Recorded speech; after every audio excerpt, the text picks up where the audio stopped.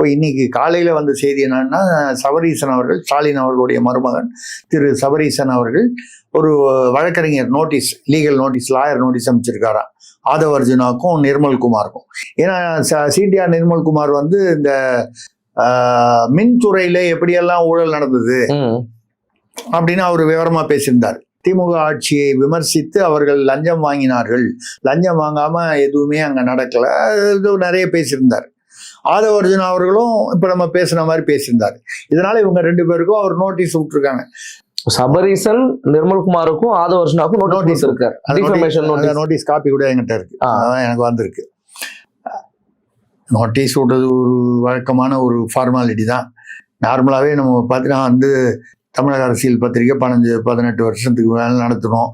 நம்ம வந்து ஊழல் நடந்துச்சுன்னு எழுதுனா உடனே அந்த சம்பந்தப்பட்ட அரசியல்வாதி, நான் கட்சி சார்பற்று பொதுவாக சொல்றேன், முதல்ல என்ன பண்ணுவாருன்னா ஒரு லாயர் நோட்டீஸு பத்திரிகைக்கு அனுப்புவார்.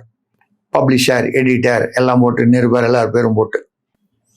அது எதுக்குன்னா அவங்க கட்சியிலையும் பொதுமக்கள்கிட்ட பார்த்தீங்களா அவர் பொய்யானதை எழுதினாரு, நான் வந்து லீகல் நோட்டீஸ்.